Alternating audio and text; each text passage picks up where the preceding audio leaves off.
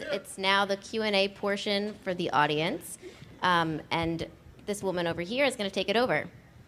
I said none from the second row. Come on, you gotta give me a chance. That's kind of messed up. One of my questions is, don't get me wrong, I love my men of Mayhem, and you have introduced like strong female characters like Gemma, or like this season I love CCH Pounder as the district attorney. But what about women of Mayhem, by any chance? Because you have broken barriers through what. Well, here's the deal, and people ask that all the time, and they talk about the sort of misogynistic nature of the world, and the reality is this: if there were outlaw clubs that had women in them, that you know what I mean, and it was part of the reality of that environment, I would potentially write to it, but there's not. There really isn't. So I feel like to suddenly do that is going to feel like a writer trying to break a barrier, and that's not my job. It's not my job to break the barrier in terms of, well, let's do this in TV now. Do you know what I mean? It's my job to tell the story and to sort of be organic to the world, and I try to do that by creating female roles that are strong within the parameters of that world, and that's really what I have to do. Now, if I'm writing a show that takes place in a different world where that happens, yeah, then I think you have the opportunity to do that. But staying true to that culture, it really is a somewhat misogynistic culture still, and until that changes, it really doesn't make sense for me to tell that. It would be a lie. So.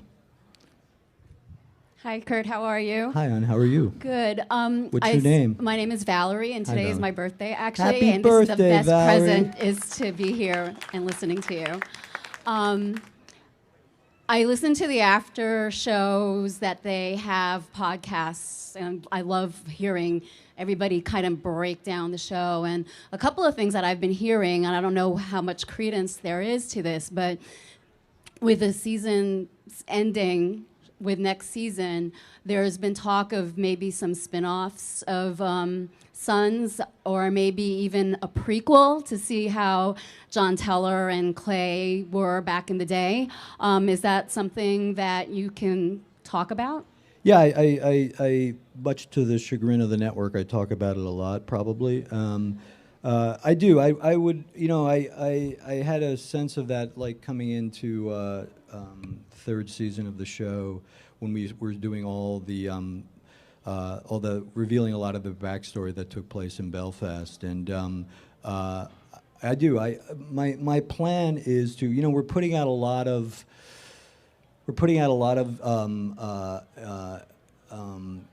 companion content, meaning we have the graphic novel we're doing now. The third issue is coming out. We're going to be doing novelization with actual full novels that are companion pieces in terms of they take place within our world in other charters, and members of the club that we all know will intersect with those worlds, so that they run parallel to the stories that are being told each week on the show. And the plan is to have that out there and continue with that after the series ends next season, to basically sort of keep the IP, the intellectual property, alive and current in people's minds. And then what I would love to do is let the mythology rest for a couple years, like a season or two, and then come back and do the first 9 and have it really be a period piece that takes place in the 60s, and these vets coming back from war. And so tonally it would be a different show, I think, but to tell the story of John Teller and Piney Winston coming back from Nam, and the reasons why they did all this initially, yeah, I'd love to do that. And we've had discussions about it, creatively, and people seem open to it, but that's as far as it's gone at this point. Hi, Kurt. Hi. I am a huge fan. I have a friend who couldn't be here who was a bigger fan. What's So your I just name? love you. Huh? What's your name? Rosa. Hi, Rosa. Hi. Okay, so my question is about Opie. He's Now, dead. I know. Your show fills me up with so much emotions. I laugh, I cry, I curse, I stomp around. You would think I'm living in the real place. Okay, so I know I'm kind of sad that Opie is gone. You know, because Jax and Opie had such a great bonds, a great relationship, great friendship. Now, I was wondering what went through your minds when you actually was writing the scene for Opie's death? You know, and I think I've talked about this before. The character of Opie initially was, the plan was to kill him at the end of season 1, and have that be the sort of trajectory that set Clay and Jax into motion into season 2. And we loved Ryan Hurst so much, and he brought so much pathos and just it had a completely different take on the world than a lot of our other guys. And we loved the relationship that was happening between he and Jax, and it felt really real and organic. So we killed Donna instead, and much to Sprague's dismay. But and that was, you know, so, and then we obviously, you know, kept that relationship going. But we did, you know, there was so much emotional wreckage that that character had over those 3 seasons, between losing Donna, between losing Piney, you know, and I felt like once Clay's betrayal was revealed, that ultimately I just didn't know how this guy could sit across from any of those guys at the table and have it feel real. Like, how can, you know, I just didn't know what that felt like. And Ryan had played him with such pathos and such vulnerability, and I just didn't know where else to go with the character. And we had, you know, Ryan and I had discussions, and it was, you know, it was brutal, man, because he's a buddy of mine, and you know, it was really sad. And you know, I think Charlie's told this story before, but you know, he you'll when they did that death scene where he gets hit in the pipe, all the guys, all the other actors, even the ones that weren't in that scene, were on the other side of that glass, and he had requested that they be there in that moment, you know. So it was really, it was deep, man. It was deep for those, and it was really cathartic, and it was some heavy stuff. So it was very, emotionally, it was very difficult, and one of the, you know, most difficult creative decisions I've ever had to make. I have a huge poster in my office, and I have it there just because it's the death blow to Opie's head.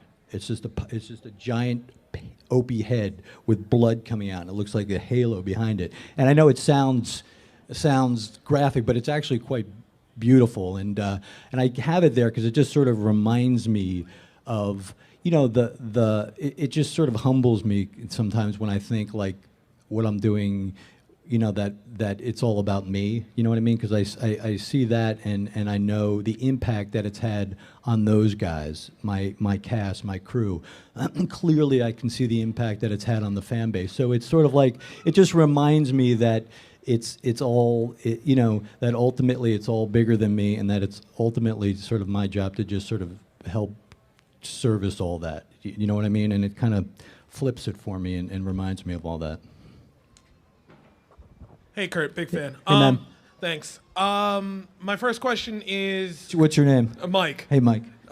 Nice to meet you. First, I know the Torek character was supposed to go all season. Yeah. Where was that going to go? Because that was totally a crazy scene, like Silence of the Lambs, him dancing ass naked.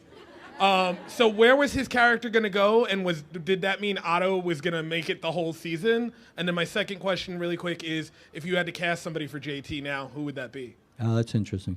Yeah, you know, Donald is a friend of mine, and we've been wanting to work together, and we've tried a couple seasons in the past, and things didn't work out.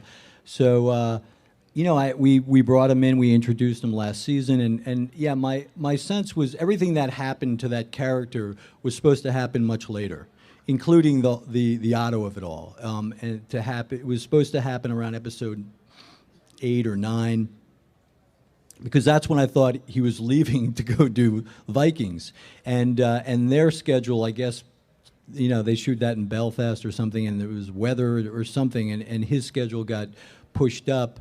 So I realized I only had him for the 4 episodes. So we sort of had to crunch everything in. And then what we did, and this is what I mean by, you know, not regretting stuff, like, because, we had brought in that character of Patterson, CCH Pounder's character, who was really, maybe only going to be on for a few episodes and just that presence out there. But, as it turns out, what happened is a lot of that story then landed on her. Like she picked up the burden of what he did. And it really, like if I didn't tell people that, in terms of letting that character go, no one would. It's a fairly seamless transition, I feel, especially when you have a character like an actor like Cece. So that was sort of the plan, and she's organically sort of picked up that mantle, and it's become now personal for her, but in a completely different way. And I also sort of look at things like, we set up that character as being really out there, and then Donald made some really fantastic choices. So. I'm realizing that maybe, he was a 4-episode character. Like a little Torek goes a long way. Like how much naked ass dancing could we really have, or junky naked ass dancing. So, but so that's really what went down. Oh, and JT, I don't know, man. I really don't. I don't say that just, to dodge the question. At this point, I don't know, because I'm not quite sure exactly where I would pick up the story. Would I pick it up, in Nam? Would I pick it up post Nam? So I'm not really sure as of yet. Maybe Charlie Hunnam. Hi, Kurt. Hi. What's your name? I'm Victoria. Hi, Victoria. We watch your show in our college dorm. People think we're quite crazy by screaming about it. Where do you go to school? SUNY Purchase in New York. What is it like to work with such a talented group of actors, and more specifically, what is it like to work with your wife? That's one of the perks of the job. It's Katey and I have the luxury of working together, and we've sort of figured it out by now, and it's great because it's a very hectic schedule. Like I'm, and I don't say this, in complaining. It's just the reality of, it's like I'm working 75, 80, 90 hours sometimes a week, and so I'm not around. Like I have to reintroduce myself to my family, at the end of the season. And, so if we didn't really work together, we probably wouldn't see each other as often as we do. So that's a perk. And I love my cast. They're all fucking nuts. And, we're just like this big, insane, dysfunctional family, and everyone's got their personality, issues. But the great thing is, they all love each other, and they all give each other shit. And that, to me, that camaraderie really comes across on screen. The thing I learned, one of the biggest lessons I learned on The Shield was, and Sean and Scott Brazil really worked hard to do this, was creating the environment where people felt safe, people felt supported, so that they could show up, and if you give them the tools, if you give them good material, that they'll show up and they'll actually enjoy coming to work. And that's across the board, actors, cast and crew. And that really, if you're able to do that, I believe that really translates onto the screen. You can tell when people have chemistry. You can tell when guys are having fun together. And these guys fucking love each other, and they ride together. And that's that's something you can't create. You really have to. You really have to sort of give them those tools to do that. And it's the biggest lesson that I learned, and we've been able to do that, So I'm really, I'm lucky in terms of all of that. All right, well, that's going to do it for tonight. Everybody join me in thanking our guest this evening, Kurt Sutter.